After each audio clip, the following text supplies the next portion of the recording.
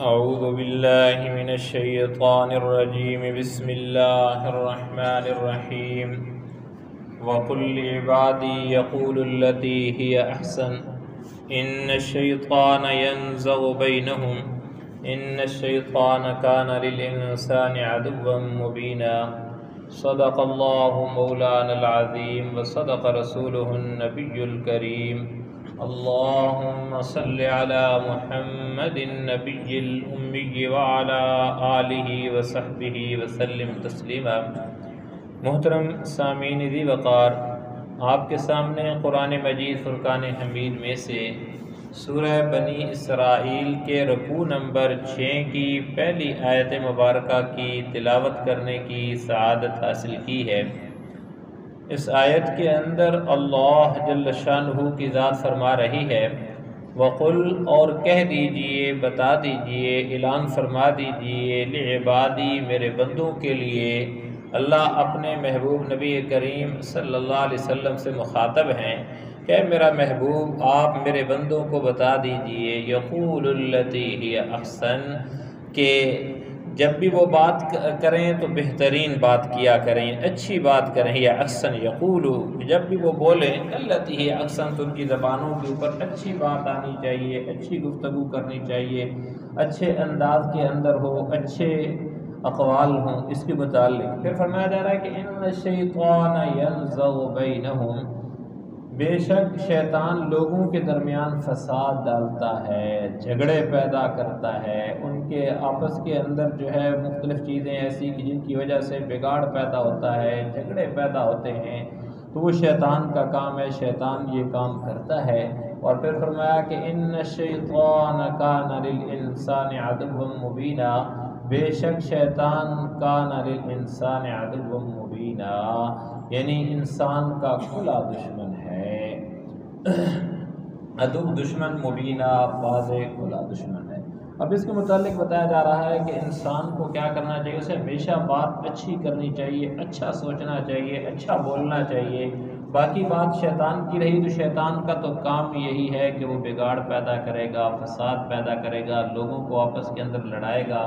نفرتیں، یہ ساری چیزوں کو پروان چڑھائے گا۔ اور اس کی وجہ وہ ایسا کیوں کرے گا؟ اس وجہ سے کہ ان الشیطان کان للانسان عدوا مبینا، وہ انسان کا کھلا دشمن ہے، اس وجہ سے اس نے اپنی دشمنی کرنی ہے، ہر وقت کرنی ہے۔ پھر اللہ فرما رہے ہیں ربکم اعلم بکم، تمہارا پروردگار تمہیں خوب جانتا ہے، عالم بہت زیادہ جاننے والا ہے، اسے معلوم ہے کہ تم کیا ہو، کیا کرتے ہو، یہ کس کے ساتھ کیا معاملہ کرنا ہے۔ ان یشاء یرحمکم، اگر وہ چاہے تو تم پر رحم فرما دے، یرحمکم رحم کرے، اور ان یشاء یعذبکم، اور چاہے تو تمہیں عذاب دے دے۔ وما ارسلناک علیہم وکیلا، اور اے پیغمبر صلی اللہ علیہ وسلم ہم نے آپ کو ان کی باتوں کا ذمہ دار بنا کر نہیں بھیجا، وما ارسلناک، ہم نے آپ کو نہیں بھیجا علیہم ان پر وکیلا، ذمہ دار بنا کر نہیں بھیجا کہ آپ ان کی باتوں کے ذمہ دار ہیں یا آپ جواب دہ ہیں ان کی باتوں کی، کیا باتیں کر رہے ہیں، کیا چیز ہے، آپ کا کام کیا ہے۔ مختلف موقعوں پہ اللہ نے فرمایا کہ میرا محبوب آپ کا کام ہے دعوت کو پہنچا دینا، لوگوں کو سمجھا دینا، حق واضح کر دینا۔ اب یہ مانتے ہیں تو ٹھیک ہے، ان کا اپنا فائدہ ہے، نہیں مانتے ہیں تو ان کا اپنا نقصان ہے۔ اسی طریقے سے داعی کا بھی یہی کام ہے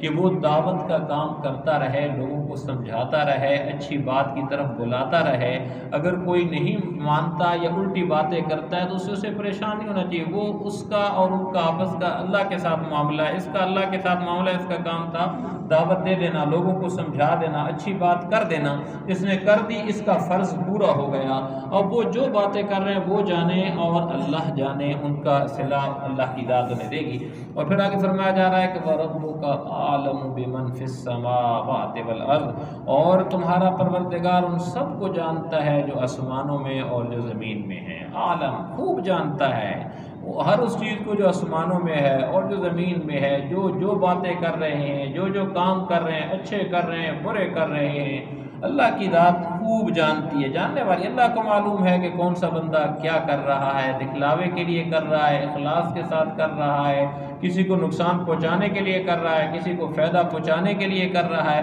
اس کی نیت کیا اس کے متعلق اللہ کی ذات جانتی ہے۔ پھر فرمایا وَلَقَدْ فَضَّلْنَا بَعْضَ النَّبِيِّينَ عَلَىٰ بَعْضٍ وَآتَيْنَا دَاوُودَ زَبُورًا، اور ہم نے کچھ نبیوں کو دوسرے نبیوں پر فضیلت دی ہے۔ وَلَقَدْ، اور البتہ تحقیق، فضلنا، ہم نے فضیلت دی ہے، بعض النبیین علی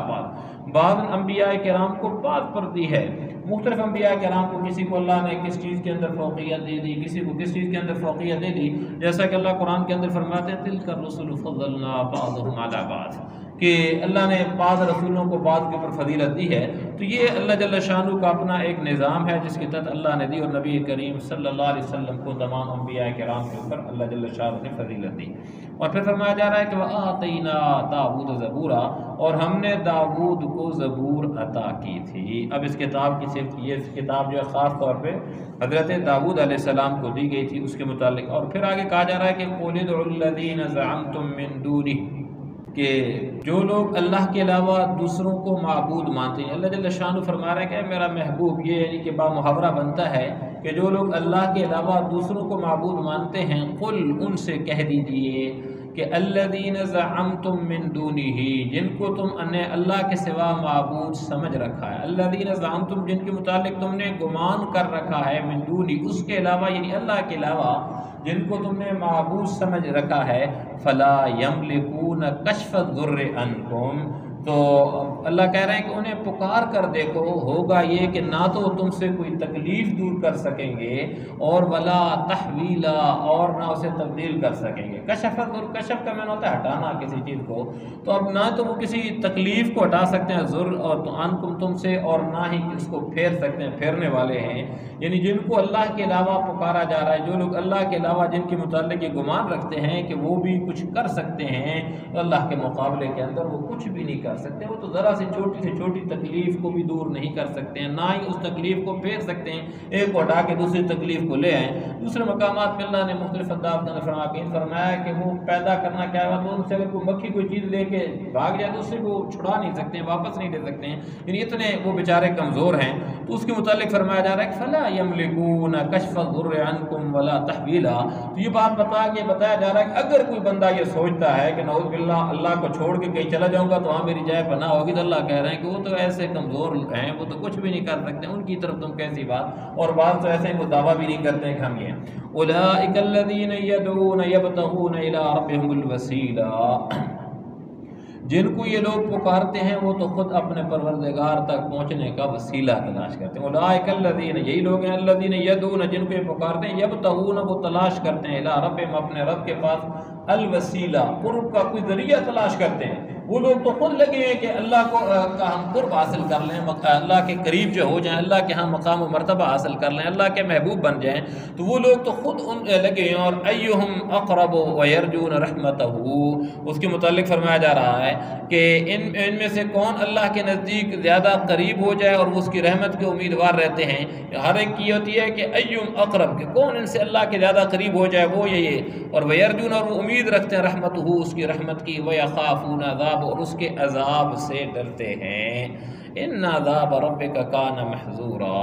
اور پھر فرمایا جا رہا ہے کہ یقیناً تمہارے رب کا عذاب ہے ہی ایسی چیز جس سے ڈرا جائے، محذورا، جس سے بھاگا جائے، جس سے بچا جائے، یعنی عذاب بڑا سخت ہے۔ دنیا کے اندر تھوڑی سی تکلیف پہنچتی ہے تو ہم بے بس ہو جاتے ہیں، پھر کبھی جو ہے نا کہاں جاتے ہیں، کبھی کہاں جاتے ہیں، ذرا سی کوئی تکلیف، کوئی ایک بیماری آ گئی تو اس کے لیے کتنے ڈاکٹر، کتنا مال، ساری چیزیں خرچ کرتے ہیں کہ کسی نہ کسی طریقے تکلیف ہٹ جائے۔ اور آخرت کی تکالیف تو دنیا کے مقابلے کے اندر بہت ہی زیادہ جو ہے سخت ہوں گی۔ دنیا کی تکالیف، جب وہاں کی تکلیف آئے گی تو بندہ بھول جائے گا کہ دنیا کے اندر ہی مجھے تکلیف آئی تھی یا نہیں آئی تھی۔ تو لہذا فرمایا جا رہا ہے کہ وہاں جو ہے ان عذاب ربک کان محذورا، کہ جو تمہارے رب کا عذاب ہے ہی ایسی چیز کہ جس سے ڈرا جائے، جس سے پناہ مانگی جائے، جس سے بچا جائے۔ تو لہذا ہمیں کوشش یہی کرنی چاہیے، دنیا کا نقصان ہمیں سامنے نظر آتا ہے، اس سے ہم بچتے ہیں، لیکن آخرت کا جو نقصان ہے وہ بہت بڑا نقصان ہے، اس سے بچنا چاہیے۔ پھر فرمایا جا رہا ہے کہ وَإِن مِّن قَرْيَةٍ إِلَّا نَحْنُ مُهْلِكُوهَا، اور کوئی بستی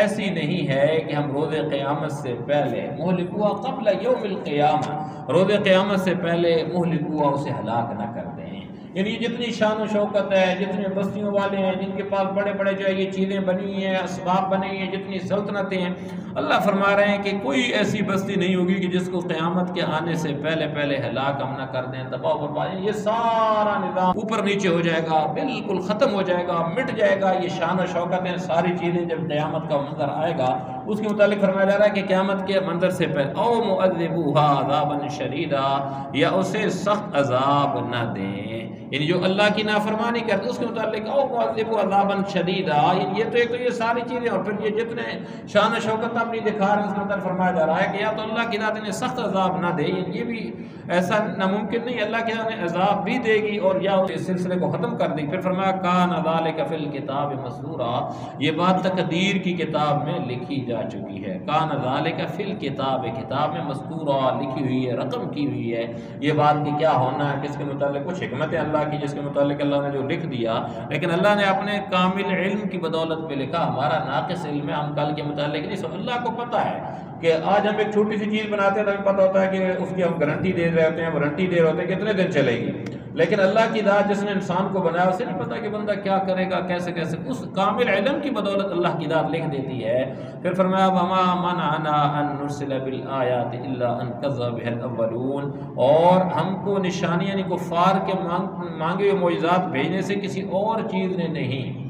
ہما منعنا، ہمیں منع نہیں کیا، نرسل یہ کہ ہم بھیج دیں، بالآیات معجزات دے دیں، نشانیاں دے دیں، الا ان کذب بها الاولون، بلکہ اس بات نے روکا ہے کہ پچھلے لوگ ایسی نشانیوں کو جھٹلا چکے ہیں، کذب بها الاولون، اس سے پہلے جھٹلا چکے ہیں۔ آگے اللہ پھر دو چیزیں بتا رہے ہیں کہ اب ان لوگوں کو جب اللہ جل شانہ نے انہوں نے مطالبات کیے، معجزات مانگے، اللہ نے معجزات دے دیے، انہوں نے نہ مانا تو اللہ کی ذات نے انہیں ہلاک کر دیا، تباہ و برباد کر دیا، ان کا نام و نشان اس دنیا سے مٹ گیا، آج ان کے صرف قصے اور کہانیاں ہیں۔ تو اس لیے اللہ جل شانہ کی ذات یہ نہیں چاہتی تھی کہ مکہ اور مدینہ جو اللہ کے محبوب کا شہر ہیں، کہ جب یہ مطالبہ کر رہے ہیں بار بار کہ اے نبی پاک صلی اللہ علیہ وسلم آپ نعوذ باللہ یہ غلط کہہ رہے ہیں، اگر سچ ہوتا تو آپ عذاب لے آتے ساری چیز، اس کے متعلق فرمایا جا رہا ہے کہ یہ اس وجہ سے اللہ، کیونکہ اللہ کی ذات مکہ اور مدینہ کو یا آپ علیہ السلام کے دور کے جو لوگ تھے ان کو اللہ کی ذات ہلاک نہیں کرنا چاہتی تھی، اللہ کی اپنی حکمتیں کیوں نہیں کرنا چاہتی تھی، اپنے محبوب کے مقام و مرتبے کی وجہ سے، جو بھی اللہ کی اپنی حکمتیں۔ تو بہرحال اس کے متعلق فرمایا جا رہا ہے کہ اللہ کیوں اس کو روک رہے ہیں، کیوں نہیں اللہ اس معجزے کو پورا کر رہے ہیں، کیوں نہیں ان کے مطالبات کو اللہ پورا کر رہے ہیں، اس کی وجہ یہ ہے کہ اللہ ان کذب بالاولون، پہلوں نے جھٹلایا، پھر کیا ہوا، اللہ کہتے ہیں وآتینا ثمود الناقہ، کہ قوم سمود نے کہا حضرت صالح علیہ السلام سے کہ آپ ایسا کریں، یہ سامنے جو پتھر ہے اس سے ایک اونٹنی نکلے اور اونٹنی بھی گاون ہو، وہ نکل کے آئے اور بچہ جنے ہمارے سامنے تو ہم جو ایمان لے آئیں گے۔ ایسا ہی اللہ نے، اب ایک بات خلاف عقل ہے کہ اب ایک پتھر ہو، پتھر سے ایک ایسی چیز کو اللہ پیدا کر دیں باہر آ جائے اور وہ ہو بھی ان کی نشانی، وہ ساری نشانیاں اللہ نے پوری کر دی، اسی کو اللہ نے ان کے لیے آزمائش بنا دیا کہ کنواں ہے تو اس کے اوپر پانی وہ زیادہ پی جاتی ہے، پھر پریشانی، یعنی پھر انہوں نے خود ہی اس کی کونچیں کاٹ ڈالی اور اللہ نے انہیں عذاب کے اندر گرفتار کر دیا۔ تو کیا وجہ تھی کہ انہوں نے معجزہ مانگا لیکن ایمان لے کر نہیں آئے، اس کے متعلق وآتینا ثمود الناقہ، اور ہم نے دی قوم سمود کو الناقہ، اونٹنی دی، مبصرہ، آنکھیں کھول کے دی۔ دیکھو اس کو عبرت کے ساتھ دیکھو کہ کیسے ان کو ہم نے اٹھنی دی تھی جو آنکھیں کھولنے کے لیے کافی تھی، فظلموا بها، مگر انہوں نے اس کے ساتھ ظلم کیا، اس کو مانا، اب جو یہ آ گئی تھی فوراً مان لیتے، اس نبی کی جو بالکل بغاوت نہ کرتے، بالکل انکار نہ کرتے، ان کی بات سے پیچھے نہ ہٹتے، لیکن انہوں نے کیا کیا، یہ سارا کچھ دیکھنے کے باوجود ظلم کیا، ناانصافی کی۔ وما نرسل بالآیات الا تخویفا، اور ہم نشانیاں ڈرانے ہی کے لیے بھیجتے، اللہ کہتے ہیں وما نرسل، ہم نہیں بھیجتے ہیں، بالآیات اپنے معجزات کے نشانی، الا تخویفا، سوائے اس کے کہ بندے کو ڈرانے کے لیے۔ اللہ کیونکہ رحیم ہیں، ودود ہیں، اپنے بندوں سے محبت کرنے والے ہیں، وہ چاہتے ہیں کہ میرا بندہ بچ جائے، جہنم سے بچ جائے، کامیاب ہو جائے، اللہ کی ذات نہیں چاہتی ہے، اس لیے اللہ کی ذات کبھی یہ نشانی، کبھی یہ نشانی، کبھی یہ اس کی نصیحت کے لیے ہدایت نامہ اللہ بھیجتے ہیں، کبھی کیا کہ یہ کتاب بھیجی، انبیاء کرام کو بھیجا اس انسان کو سمجھانے کے لیے کہ انسان جہنم سے بچ کے جنت میں جانے والا بن جائے، اس لیے اللہ نے بھیجا۔ اس لیے اللہ فرما رہا ہے کہ وما نرسل بالآیات، کہ ہم نشانیوں کو اس لیے نہیں، اس لیے صرف بھیجتے ہیں کہ تاکہ لوگ اس سے ڈر جائیں اور اچھے راستے کے اوپر آ جائیں، برے راستے کو چھوڑ دیں۔ پھر آگے دوسری چیز کہی جا رہی ہے وَإِذْ قُلْنَا لَكَ إِنَّ رَبَّكَ حَاطَ بِالنَّاسِ، اور اے پیغمبر صلی اللہ علیہ وسلم وہ وقت یاد کیجئے جب ہم نے آپ سے کہا تھا کہ تمہارا پروردگار اپنے علم سے تمام لوگوں کا احاطہ ہے۔ وَإِذْ قُلْنَا، جب ہم نے کہا تھا لَكَ آپ سے، إِنَّ رَبَّكَ کہ بے شک آپ کا پروردگار احاطہ، اس نے احاطہ کیا ہوا ہے، بالناس تمام لوگوں کا اس نے احاطہ کیا ہوا ہے۔ اب یہاں پہ ان کو یہ اللہ جل شانہ کی ذات جو ہے سمجھا رہی ہے کہ اے میرا محبوب، ہم نے آپ سے بات کی تھی، آپ ان کو بتا دیں کہ یہ ساری چیزیں اللہ کی ذات سب کچھ کر سکتی ہے۔ یہ اپنی اٹھدرمی کے اوپر جو ڈٹے ہوئے ہیں، انہیں سمجھائیں کہ کیا انہیں نہیں پتا کہ ان کے سامنے وہ انہوں نے مطالبہ کیا چاند کے متعلق، تو کیا ہوا؟ کیا وہ مطالبہ ان کا پورا نہیں کیا گیا؟ یا جو معراج کے متعلق، یا اسی طریقے سے باقی جو بیت المقدس اور وہاں گئے آپ علیہ السلام معراج کے اندر سفر کیا اس کے متعلق، یا وہ درخت کے متعلق آگے تذکرہ آ رہا ہے، یعنی ساری چیزیں جو انہوں نے کہیں اس کا آگے اسی آیت کے اندر آ رہا ہے، تو کیا وہ پوری نہیں کی؟ فرمایا وَمَا جَعَلْنَا الرُّؤْيَا الَّتِي أَرَيْنَاكَ إِلَّا فِتْنَةً لِلنَّاسِ، ان میں سے ایک پہلی بات، اور ہم نے جو نظارہ تمہیں دکھایا ہے اس کو ہم نے کافر لوگوں کے لیے بس ایک فتنہ بنا دیا، فتنہ آزمائش۔ وما جعلنا الرؤیا، یعنی وہ جو چاند کا دکھایا جانا ہے، انہوں نے کہا کہ 2 ٹکڑے ہو جائے، 2 ٹکڑے ہو گیا۔ اب انہیں چاہیے تھا مان جاتے، لیکن انہوں نے مانا، تو فرمایا کہ بار بار مانتے ہیں، بار بار جب نافرمانی کریں گے تو پھر تو اللہ کا عذاب آ جائے گا۔ تو اب وہ دیکھا، اس کے باوجود ان نے کیا کیا، اس کے متعلق فرمایا جا رہا ہے کہ اس کو ہم نے کافر لوگوں کے لیے بس ایک فتنہ بنا دیا، آزمائش بنا دی ہے۔ یعنی انہیں چاہیے تھا کہ اس سے ہدایت حاصل کرتے، لیکن ہدایت حاصل نہیں کی، گمراہی کے اندر اور پڑ گئے۔ اور پھر فرمایا جا رہا ہے کہ شجرۃ الملعونۃ فی القرآن، نیز اس درخت کو بھی جس پر قرآن میں لعنت آئی ہے، شجرۃ الملعونہ، جس کے اوپر ملامت کی گئی ہے، لعنت کی گئی ہے، فی القرآن، قرآن کے اندر، ان شجرۃ الزقوم۔ تو اب وہ جہنم کا درخت، اس کے متعلق جب یہ کہا تو انہوں نے کہا کہ جہنم کے اندر جی وہ تو وہاں آگ ہے، وہاں پہ کیسے درخت ہوگیں گے، کیسے ہوگا؟ انہوں نے بجائے اس کے اس بات کو ماننے کے کہ جہنم کے اندر اتنی سخت آگ، دنیا سے کئی گنا سخت ہے، اس کے اندر درخت کیسے ہوگے گا اس کے متعلق؟ وَنُخَوِّفُهُمْ، تو اللہ کہہ رہے ہیں کہ ہم تو ان کو ڈراتے رہتے ہیں، فما یزیدہم الا طغیانا کبیرا، لیکن اس سے ان کی سخت سرکشی ہی میں اضافہ ہو رہا ہے۔ یعنی چاہیے تو یہ تھا کہ یہ اب آ جاتے، فرما برداری کے اندر آ جاتے، ماننے کے اوپر آ جاتے، لیکن انہوں نے کیا کیا کہ اس کے باوجود طغیانا کبیرا، بڑی سرکشی کے اندر اور زیادہ ان کا اضافہ ہو رہا ہے، اور کچھ نہیں ہو رہا سوائے اس کے کہ بغاوت کے اندر اور بڑھ رہے ہیں، اللہ کی نافرمانی کے اندر اور بڑھ رہے ہیں، اس کے متعلق بتایا جا رہا ہے۔ تو دوسری بات اس رکوع کے اندر یہ بتا دی گئی کہ اللہ کریم نے عذاب کیوں نہیں بھیجا، اس وجہ سے نہیں بھیجا کہ اگر معجزات کیوں نہیں پورے فرمائے، یا وہ جو چیزیں وہ مطالبے کر رہے تھے کفار، وہ ان کے ہر وقت پورے کیوں نہیں کیے، کچھ کیے کچھ نہیں کیے۔ اگر وہ اللہ کی ذات کر دیتی تو پھر جیسا کہ اللہ کا ایک دستور ہے، قدرت ہے کہ اللہ نے پہلے لوگوں نے جب مطالبات کیے، اللہ نے اپنے نبی کے ہاتھ میں پورے کیے ان معجزات کو، تو پھر اللہ نے ان کو عذاب کے اندر گرفتار کیا۔ جنہوں نے ماننا نہیں تھا، اللہ کی ذات اپنے محبوب کے صدقے ان کو بچانا چاہتی تھی۔ اور اللہ کریم کی ذات ہمیں اپنی اس پیاری کتاب کو صحیح بانوں کے اندر صحیح طریقے سے پڑھنے، سمجھنے اور اس پر عمل کرنے کی توفیق سے نوازیں۔ وما علینا الا البلاغ۔ آمین۔ الحمد للہ رب العالمین والعاقبۃ للمتقین، والصلاة والسلام علی سید الانبیاء والمرسلین۔ ربنا آتنا فی الدنیا حسنہ وفی الآخرۃ حسنۃ وقنا عذاب النار۔ یا الہ العالمین، ہم سب کا بیٹھنا قبول و منظور فرما۔ یا اللہ اس بابرکت محفل کی وجہ سے ہم سب کے اوپر، ہم سب کے گھر بار، مال، اولاد، تمام نعمتوں کے اندر تو خیر و برکت ڈال دے۔ یا اللہ ہماری تمام خطاؤں کو معاف فرما دے۔ بقیہ زندگی اپنے احکام اور اپنے پیارے محبوب کے پیارے پیارے طریقوں کے مطابق گزارنے کی توفیق سے نواز دے۔ یا اللہ ہمارے تمام مسلمان مرحومین کی مغفرت فرما دے۔ یا اللہ ہمارے تمام بیماروں کو جو گھروں کے اندر، اسپتالوں کے اندر حاضرین مجلس میں موجود ہیں، اور بالخصوص ہم میں سے جن کے والدین بیمار ہیں، 2 احباب بیمار ہیں، میرے دونوں والدین بھی بیمار ہیں، اللہ انہیں بھی اور باقی بھی جتنے احباب کے والدین بیمار ہیں، یا اللہ تمام بیماروں کو، اور خصوصاً ہم سب کے جو والدین بیمار ہیں، انہیں شفائے کاملہ عاجلہ مستمرہ نصیب فرما دے۔ یا الہ العالمین ہم سب کی ہر قسم کی چھوٹی بڑی تمام پریشانیوں کو دور فرما دے، عافیت والا معاملہ نازل فرما دے۔ یا اللہ پوری زندگی کے اندر خیر و برکت ڈال دے۔ یا اللہ ہم سب کے دلوں کے اندر جو نیک و جائز تمنائیں، مرادیں، حاجتیں ہیں، یا اللہ ان کو تو اپنے غیب کے خزانوں سے پورا فرما دے۔ یا الہ العالمین ہم سب کو دونوں جہانوں کی کامیابی نصیب فرما دے۔ یا اللہ اپنی رضا کا پروانہ نصیب فرما دے۔ یا الہ العالمین ہم سب کو ہر قسم کی آفات و بلیات اور جتنے اچانک وقوع پذیر ہونے والے حادثات ہیں ان سب کی پوری امت مسلمہ کی حفاظت فرما لے۔ یا الہ العالمین جتنے لوگوں نے یا اللہ راستے سفر باندھا، یا اللہ حرمین شریفین جا چکے ہیں ان کے لیے آسانیاں فرما، جو بھی جنہوں نے تیاریاں کی ہوئی ہیں جا رہے ہیں ان کے لیے بھی جو رکاوٹیں ہیں یا اللہ ان کی تمام رکاوٹوں کو دور فرما، سب کو صحیح طریقے سے یا اللہ حج کے تمام فرائض ادا کرنے کی توفیق سے نواز دے۔ یا اللہ ہم سب کو یا اللہ جو دلوں کے اندر بیٹھے ہیں، تڑپ رکھتے ہیں، طلب رکھتے ہیں، یا اللہ ہمیں بھی بار بار حرمین شریفین کی ایمان سے تندرستی کے عالم کے اندر حاضری کا شرف نصیب فرما دے۔ یا اللہ اپنے پیارے محبوب نبی کریم صلی اللہ علیہ وسلم کے ساتھ صحیح معنوں کے اندر سچی عقیدت اور سچی محبت نصیب فرما دے۔ یا اللہ زندہ رکھ تو دین اسلام کے اوپر موت نصیب فرمانا تو ایمان کے عالم کے اندر، آمین۔ اللہم ربنا تقبل منا انک انت السمیع العلیم وتب علینا انک انت التواب الرحیم، وصلی اللہ تعالی علی خیر خلقہ محمد وآلہ واصحابہ اجمعین برحمتک یا ارحم الراحمین، آمین۔